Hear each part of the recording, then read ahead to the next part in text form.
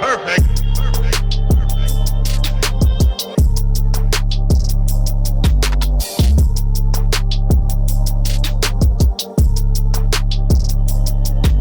Yo, what up, what up? What up, y'all? It's your boy Wolfpac Maine back in the building, back with your Smackdown recap show. Who watched Smackdown last week? I did. Let's talk about it. But before we do, make sure you hit that like button, hit that subscribe, and share. And follow me at Wolfpac Maine on X, Instagram, and of course, right here on YouTube. How's everybody doing tonight? I'm not going to take so much of your time, so we're going to get right into it. What up, what up?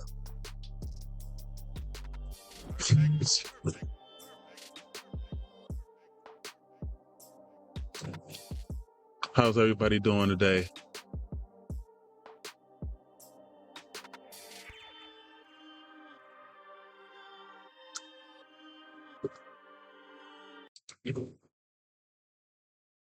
All right.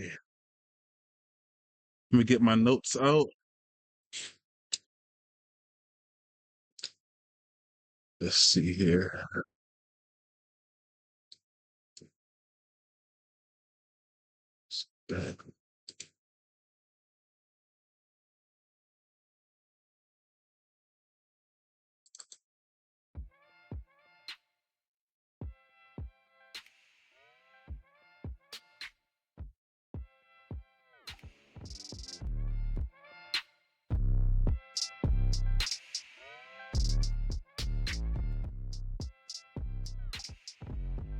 All right. Make sure you hit that like button on your way in. That'll do this channel a great favor. It'll help spread the word. And, we're on the road to 1,000 subscribers. So every little bit helps. All right. SmackDown last Friday took place live from Washington, D.C. at the Capitol Arena with over 14,000 in attendance. We had a WWE Tag Team Championship match between the Bloodline versus the Street Profits, as they showed the Bloodline walking through backstage, coming through the arena. We now have Grayson Waller and his co-host Austin Theory. The WWE Champion Cody Rhodes gets introduced to the show. As Cody was coming down to the ring, Grayson actually cut Cody Rhodes' music short, so the crowd didn't even get a chance to go, whoa! Like, he didn't even get a chance to do that. So he got right to the interview as the crowd booed, of course. So that was pretty funny. So Grayson also stole he also stole Cody's line of, "So, what do you want to talk about?" So Grayson asked Cody, how are you a good friend when they are all getting beat up because of you? And he was referring to Kevin Owens and then Randy Orton. They all got beat up by the Bloodline and left laying at the end of each SmackDown for the past month or so, when they all got triple powerbombed through the announce table. So Cody responded by saying how tough Kevin Owens really is and that he deserved a title shot. He also said that Kevin Owens was fighting the Bloodline way before Cody even arrived to the WWE. And that Kevin has not stopped fighting ever since. He said that he never used Kevin Owens and that he said that he would be champion without him. He wouldn't be champion without him. Now Cody had flipped the script and questioned Grayson and Austin Theory's friendship now. He asked, he said that Grayson Waller is using Austin and that everybody's waiting for him to turn on him. Grayson said that Austin is his best mate and that they would never turn on each other because they won tag team champions together at Wrestlemania. So Grayson, he pointed everybody up to the Titantron up on the stage, and he had like a video package for everyone to see. So it was actually a video compilation of Kevin Owens and how he turned on all his friends / tag team partners in the past. So they showed when he turned on Sami Zayn back in 2014 at the NXT pay-per-view. Then he turned on John Cena back in 2015. So that was the second. That was Exhibition B, Exhibit B. So Exhibit A, because it was like a video package, kind of like how they show for a court case. So Exhibit A was when he turned on Sami Zayn for the first time after Zayn won the NXT Championship at the what was it? NXT, one of the NXT takeovers. I think that was actually when Kevin made his debut. He made his debut that night, and he came at the end and was celebrating. At the end of the show, he was celebrating with Sami Zayn, and then that's when he turned on him. So that was Exhibit A back in 2014. I can't believe that was 10 years ago already. That was 10 years ago now. Man, time is flying by so fast. I still remember that night. Exhibit B is when he turned on John Cena in 2015. Exhibit C is when he turned on Chris Jericho, which was crazy because currently Chris Jericho is over in AEW. So that was crazy how they showed an old Chris Jericho bit from the Friendship Festival, and that was when he had the list of KO. When he pulled it out of he had received a gift from Kevin, and he pulled the gift out, and it was a clipboard that said the list of KO. But Jericho didn't even notice it, and he turned it around. And he said, "Why is my name on this?" And he turned around, and that's when Kevin attacked him. So that was back in 2017. Exhibit D is when they showed that was when Kevin Owens took Big E's place in New Day. So he was teaming with Xavier Woods and Kofi Kingston, and I think that was when Kingston was WWE champion back at that time.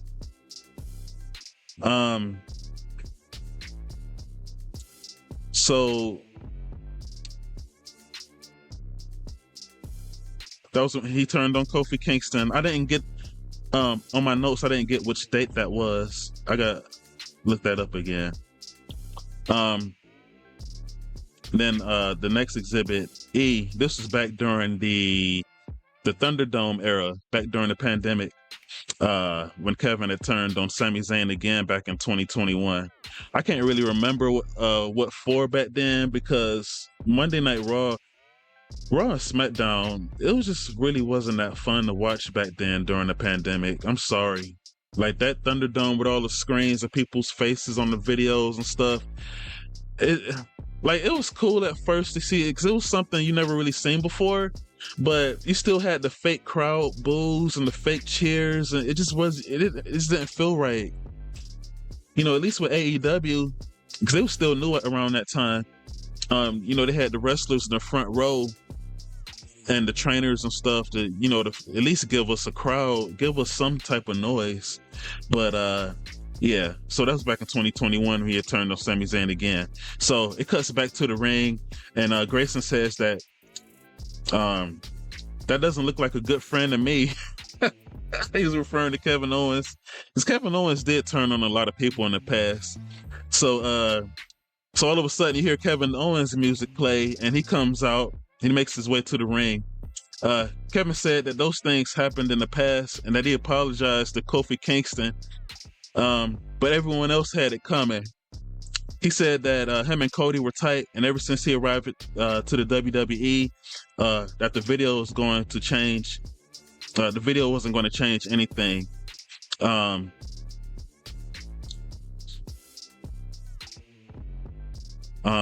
Kevin wants a tag team match to happen between him and Cody versus Grayson and Austin, which is A-Town Down. All this comes out, so Kevin can ask him for a tag team match.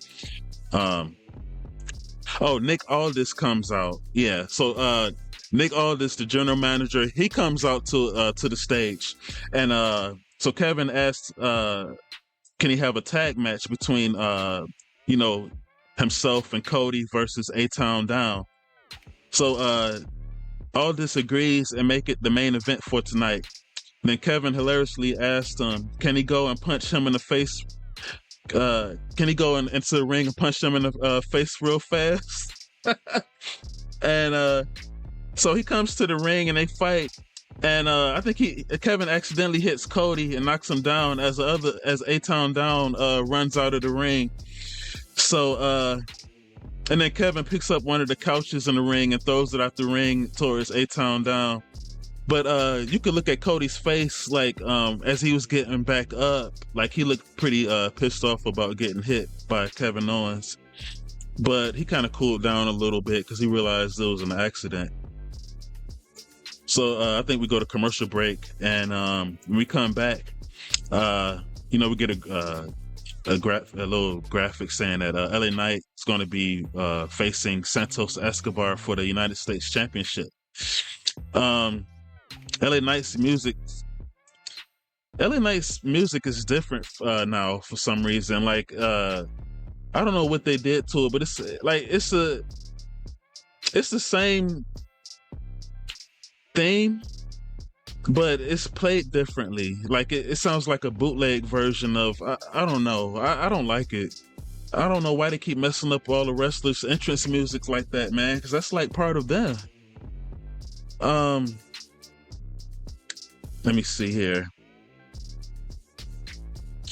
So Legado del Fantasma, which is the group led by Santos Escobar,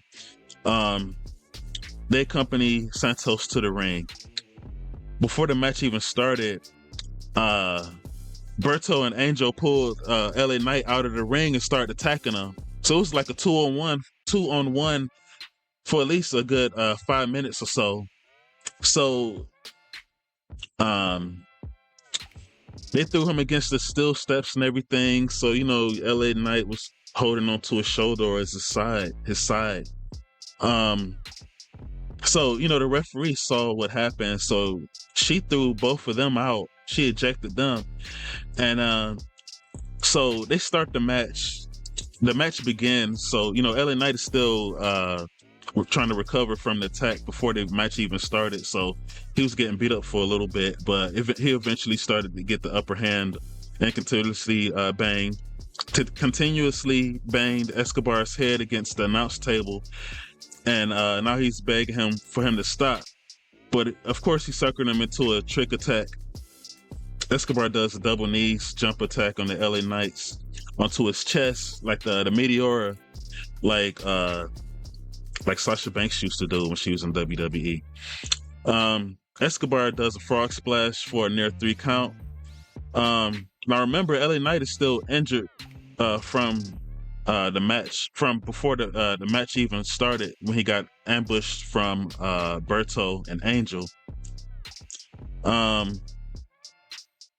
LA Knight begins to get the upper hand with offense with Escobar. The crowd is chanting his name as he gains momentum. He tries to go for the BFT, but he gets countered into a back elbow and then a super kick by Escobar. He set Knight onto the top rope and he kicks him in the face. He climbs up to set up Knight for a mega suplex, but fails and he gets pushed off instead. LA is looking to reach in his bag now, and he jumped off the rope for the elbow drop. And he hits the BFT on Escobar for the win, and he retains his United States championship. And here's your winner, LA Knight. Yeah. All right. We have a segment from earlier today. So, they have video packages of what happened earlier in the day sometimes in WWE. So it's featuring Carmelo Hayes. And he's telling Andrade that he was pretty much he's telling Andrade that he was jealous of him. So, and what he did to him last week was disrespectful, and that he's going to see him out in the ring. And Carmelo, I forgot to mention that Carmelo was sitting inside of a barbershop when he was talking. All right, the next contest is a 6-woman tag team match. We have the women's tag team champions Isla Dawn and Alba Fire, along with Blair Davenport, versus Naomi, Bianca Belair, and Jade Cargill. So it goes to commercial break, and we are back, and we see Legado del Fantasma arguing with each other backstage, and Santos comes in and says, nothing that you can say can make up for what happened out there. And so we see Apollo Crews and Baron Corbin back there standing next to each other off to the side, laughing at him. So Escobar, he's like, what are y'all laughing at? Are you a part of my fan club? Are you a fan of me now? You keep watching my matches? So Escobar pretty much challenged them to a match next week.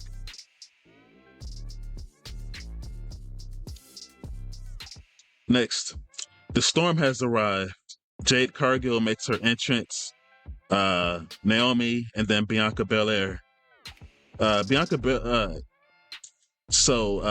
match begins. Bianca Belair is the first one that starts the match. So she's pretty much getting destroyed by everybody from the other side. And she was in a match on her own for at least like the first 10 to 15 minutes on her own. Without even tagging nobody else in. And Bianca was really in a tight submission, but she was able to break free as she tries to crawl to her teammates. But Dawn ran in and stopped it. Bianca gets up and hits the suplex. And she desperately needs to make a tag, and she slowly crawls to make a tag with Jade. So she finally tags Jade Cargill in, and she does a series of running clotheslines and elbows. Blair Davenport does a fallaway slam, and let me see here. So we have Jade Cargill. She choke slammed Isla Dawn, and then does the splash, and then gets kicked in the face. Naomi comes in and kicks everyone, and it does a double DDT for the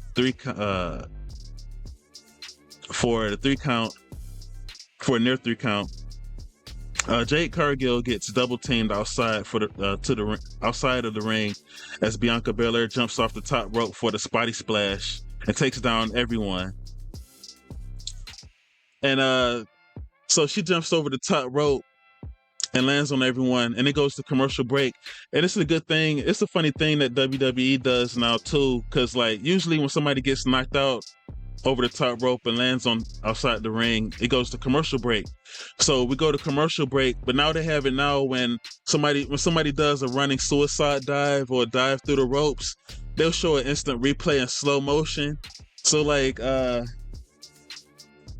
have the person jumping over the top rope in slow motion, then it freezes and it goes to commercial break. So let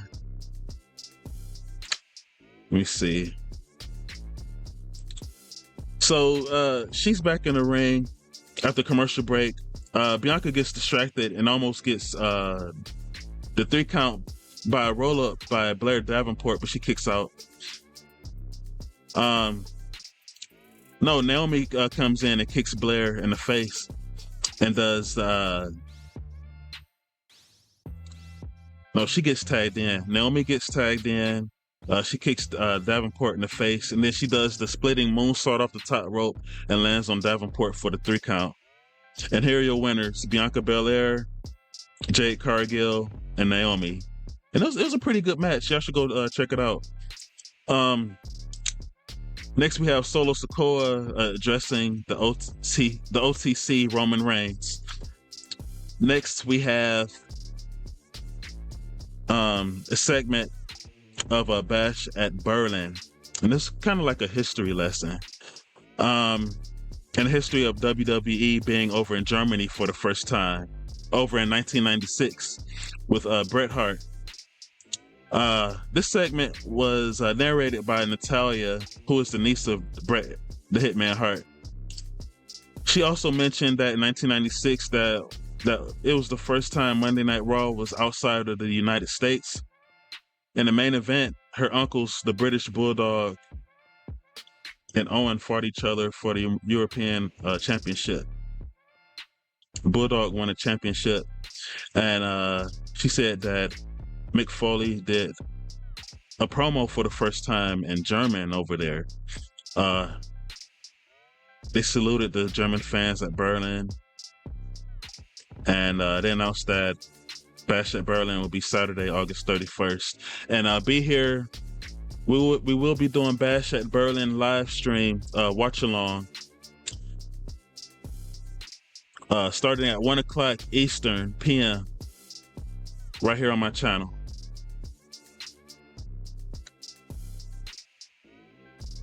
No, I apologize.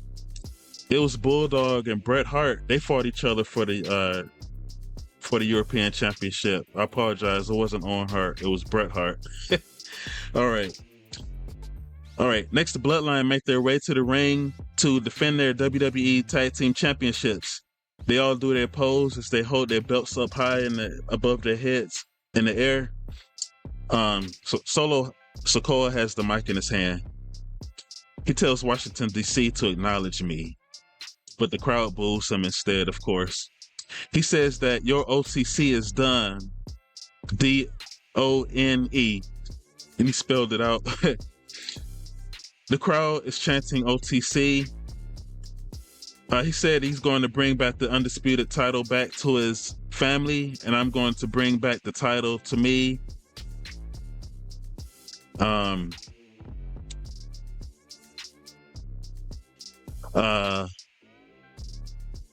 So the crowd was pretty much saying, we want Roman, we want Roman. He said, you could chant his name all you want, but he is not here. He continues to say, let me see. All right.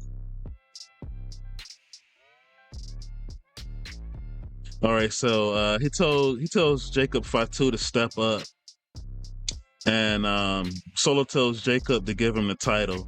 He tells Jacob to give the title to Tongaloa. So he gave he looked at the title belt and he gave it to Tongaloa. He said, you can't be a tag team champion. You can't be a tag team champion if you're going to be my enforcer. You're going to be my personal enforcer. And he gave him a hug. And Jacob was loudly saying, I love you. I love you. And then all of a sudden, the Street Profits come out to the stage.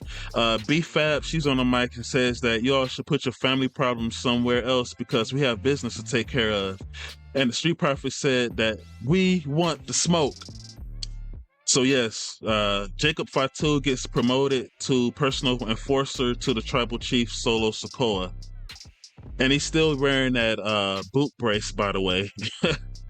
And you all hit that like button. We appreciate that. If you all would like to make a donation to this channel, you can hit my Cash App at MaineTheArtist. It's all one word. We appreciate that. That'll help this channel a whole lot.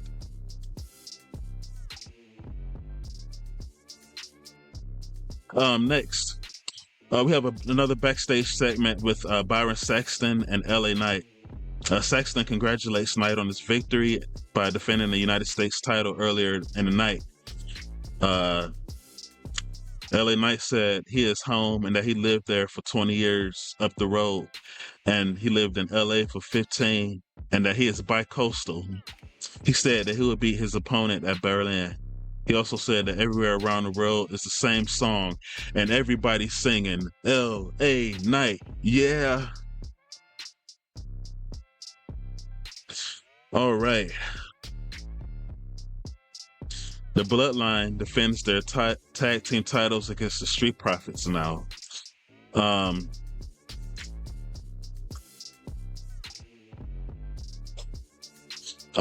There was a lot going on in this match. Again, I'm not going to say every single move that happened. I'm just going to bring you the highlights of the match. Angelo Dawkins hits a sky high on Loa and Montez Ford does the frog splash on him, but it gets broken up by Tama Tonga. Montez, he's been getting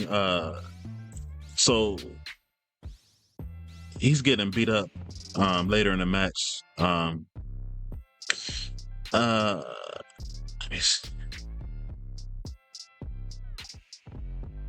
Yeah, he does a move over the top rope and he hits his head on the steps on the way down because his opponents had moved out the way. That's what that happened to Montez. Then we go to commercial break.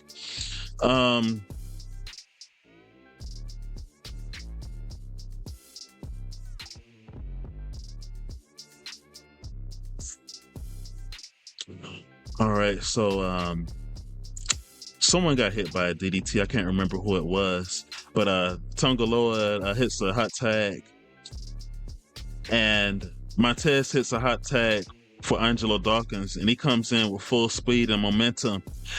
But Jacob Fatu interfered in the match, and he caused Angelo Dawkins to lose. The Bloodline continues to attack Angelo Dawkins and Montez Ford. And then DIY comes out to help fight off the Bloodline. But Jacob Fatu takes out DIY. And then Solo Sikoa, he used the Samoan Spike on both Johnny Gargano and Tommaso Ciampa. So everybody is laid out in the ring as the Bloodline stand there with their fingers in the air and holding the titles.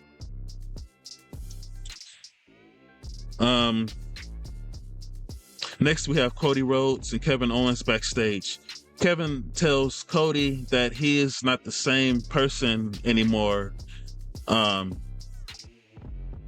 he was in the past. Kevin told Cody that he didn't want Cody to think that he was going to. He didn't want Cody to think that he set the tag match only just to turn on him. Cody says that he will take his word and be ready for whatever happens.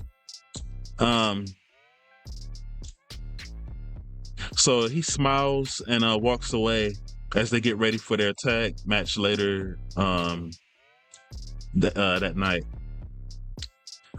Kevin stands there alone and looks a little worried, and then he walks off. We have a lot of backstage segments on SmackDown. Like, I'm not complaining about anything. It's just, something that I noticed with this new production under Triple H. And shout out to Triple H. He's been doing a good job with putting shows together and bookings. It's not 100% perfect every time, but always appreciated his work from when he did work down when he took over NXT. So we have Byron Saxton again outside of the trainer's room in which DIY and the Street Profits are in at the time after that beatdown. And after the beatdown they all received from the Bloodline. So B-Fab of the Street Profits, she comes out the door and Saxton asks her, how are the Street Profits doing? She said, they are fine. And then you see Candice LeRae and Indy Hartwell. They come rushing towards the door and they come rushing in. because Johnny Gargano is Candice LeRae's husband, so they both run through the door. And so B-Fab is still standing there. She said, the guys are fine. They will be fine. They're just pissed. Next, we have a little video vignette of Michin, and she's pretty much calling out Nia Jax, and she's as she was getting ready for a street fight match with her at Bash at Berlin. I think it might be for the women's championship, but I don't see her winning that match. I think Nia Jax is going to hold on to that title for a while, and as Charlotte Flair will eventually make her return again. And every time Charlotte Flair makes her return from a long injury or vacation, she's always first in line to get a new women's championship match, which is unfair to the other talents that's been there busting their behind day in and day out all year long. You know what I'm saying? So backstage we have Nia Jax, Tiffany Stratton, and Pretty Deadly. We see Pretty Deadly with a hot glue gun, and you see Nia Jax's crown sitting on like a pink pillow. So they're trying to super glue Nia Jax's crown together with a hot gun, with a hot glue gun. So Nia Jax comes in and she gets greeted by Tiffany Stratton.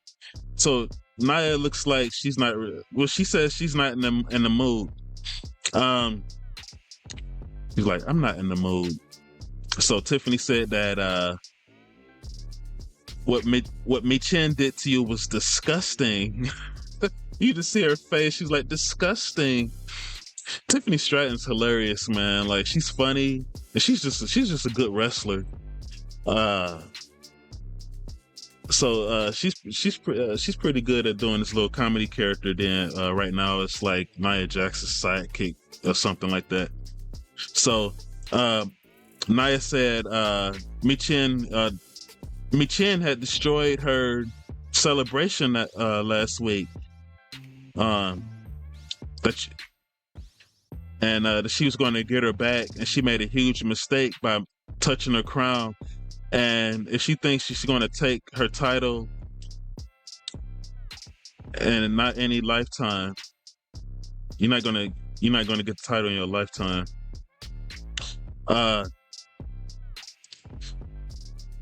Tiffany asked, is there anything she can do for her? And Nia said, you can start by fixing my crown. And then Tiffany and Pretty Deadly rushes off to fix the crown, like in fear. And then you see Nia standing there. So you hear a couple of people talking off to the side, so you don't see who it is because the camera is still on Nia Jax. So the camera kind of pulls back and go off pans to the left a little bit. And then you see Chelsea Green. Chelsea Green's hilarious too. So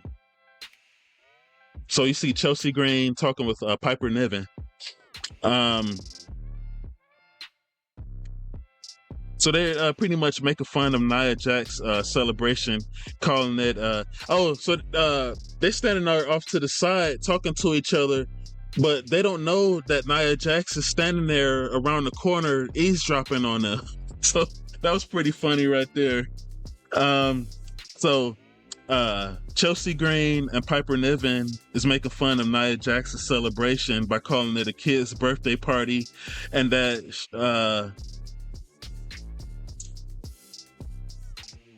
and she said I don't like to talk about people behind their backs. And even though she's standing right there doing it in the locker room, so that was pretty hypocritical or ironic or whatever that she would say something like that. So she was like, the balloons were so pink that it almost gave me pink eye. Piper said that if she was there, that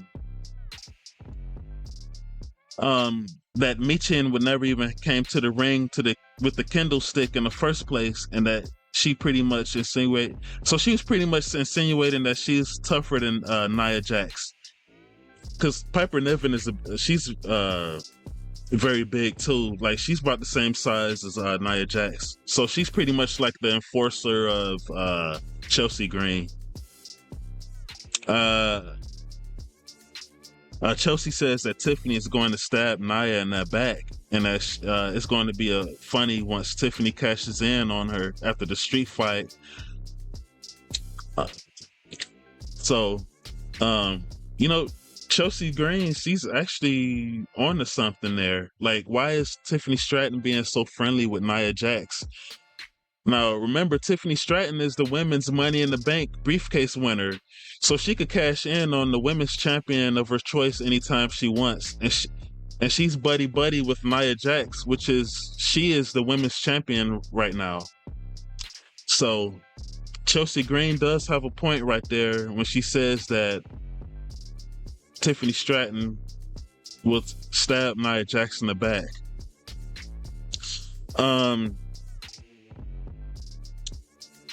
So Nia Jax steps out and surprises Chelsea and Piper as they looked a little surprised.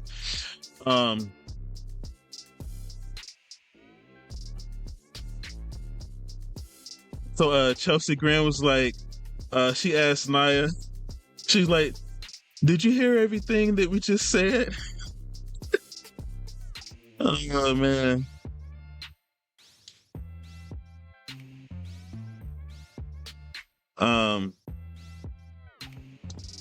So Chelsea and Chelsea and Piper, they walked off, and Nia stands there with like a mean look on her face.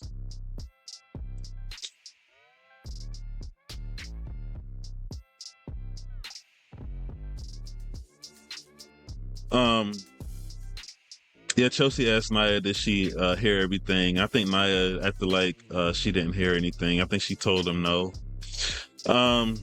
Next week on Monday Night Raw, we'll have Braun. Oh, they showed the little promo package for next week for Monday Night Raw.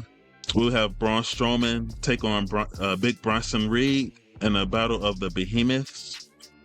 Uncle Howdy will make his in-ring debut and go one-on-one with Chad Gable. Also, there will be a kickoff of the Intercontinental Championship #1 Contenders Tournament when Raw will be live in Providence, Rhode Island next week. So it's going to be, the tournament will be for Brian Breaker's Intercontinental Championship. All right. Next, we have our main events. Cody Rhodes and Kevin Owens, they make their entrances. A-Town Down, they make their entrances. So we have Cody Rhodes squaring off against Grayson.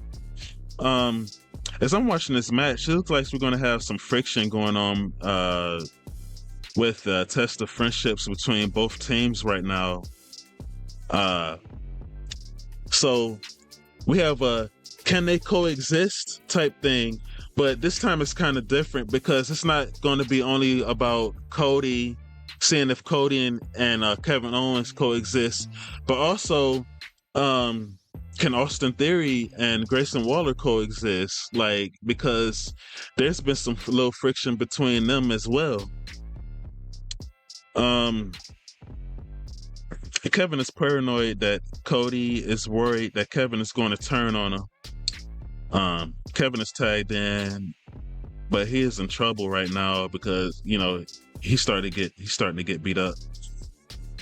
He tries to reach out to Cody for a tag, but Cody was distracted by Grayson Waller. So when Kevin was trying to get a tag, he couldn't get a tag because Cody wasn't there. Cody.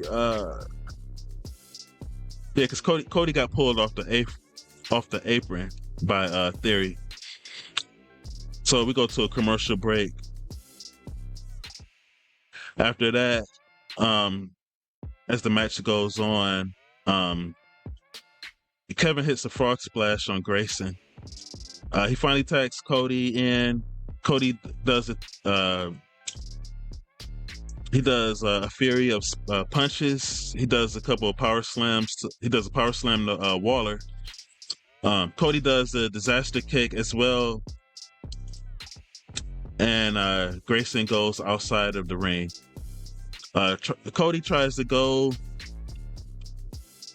do a suicide dive, but someone grabs his foot. And he gets pulled out of the ring. Cody was able to fend off Theory. Yeah, Theory grabbed his foot, so Cody was able to fight him off and get back in the ring. But he got hit with the drop kick by Grayson for a near 3 count. Austin gets tagged in, so he's in full control over Cody. As Kevin Owens is trying to fire up the crowd to get behind Cody, as the crowd is cheering for Cody. Austin has Cody in the headlock as he struggles to get back up. The crowd is going wild and clapping their hands as they chant for Cody. And they chant Cody's name.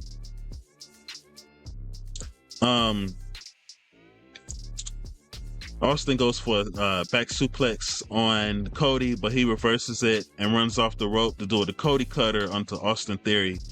So both men are down. Cody is struggling to get back to his feet. Cody tries to go for a tag for Kevin, but this time Kevin is distracted by fighting off Waller off to the side. So Kevin is not even there for the tag. So Cody is double teamed, but is able to throw them both outside of the ring. As he crawls slowly towards Kevin Owens, as Owens desperately reaches out to Cody to get tagged in. So Kevin gets tagged in as he runs around the ring and does clotheslines to both opponents. And he also does senton. He also does senton splashes on the both guys. So that's when Kevin runs and then he does the flying. He drops down on them back first onto their stomachs.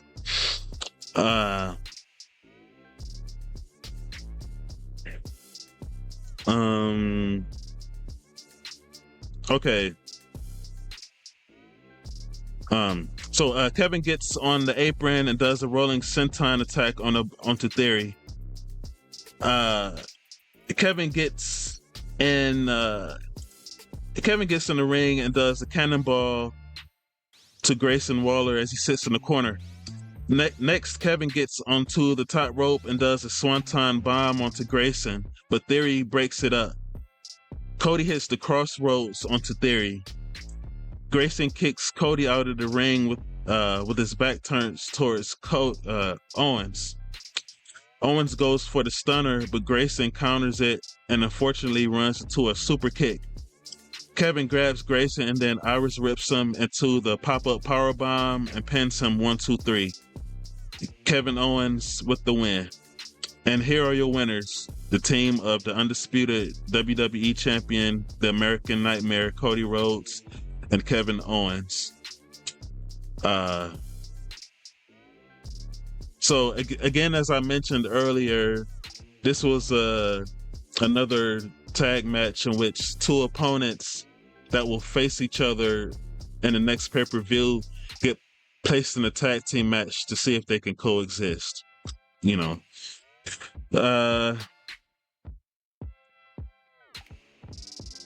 So at the end of the match, this was an interesting part right here.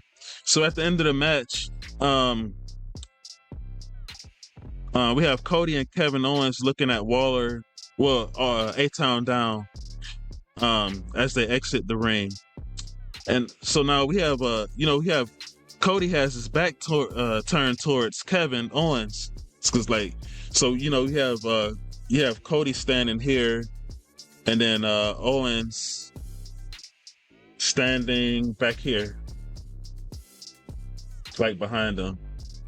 So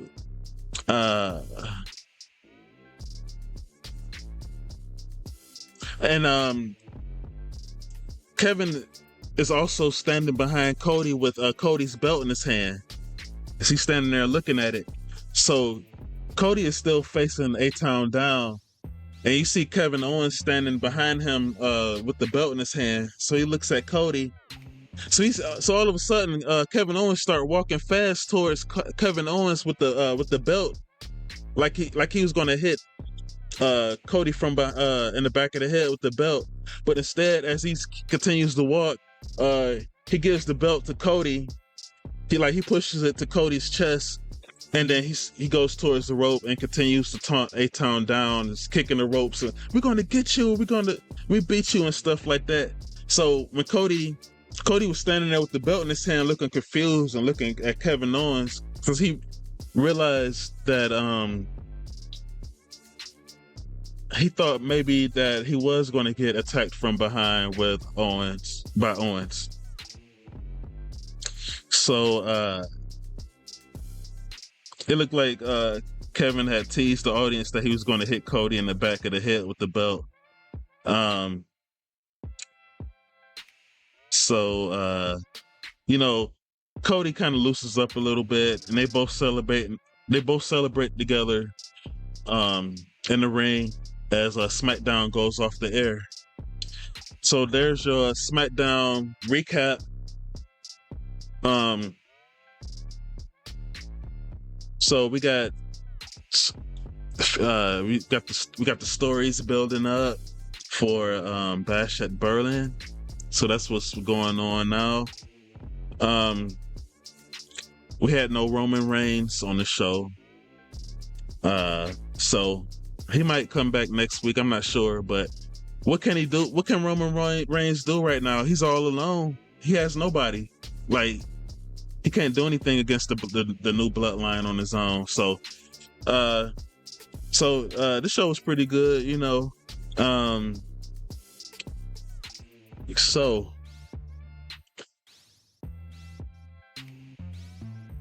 we are going to get ready to head up on out of here. Hope you all enjoyed this show. Please give this a like. If you're new here, please hit that subscribe button and join me tomorrow night for our live stream watch along for Monday Night Raw. Looking forward to what's going to happen next between CM Punk and Drew McIntyre. That's my favorite feud going on right now. So this is just so funny. So I'm looking forward to that. So I am not going to hold you guys up.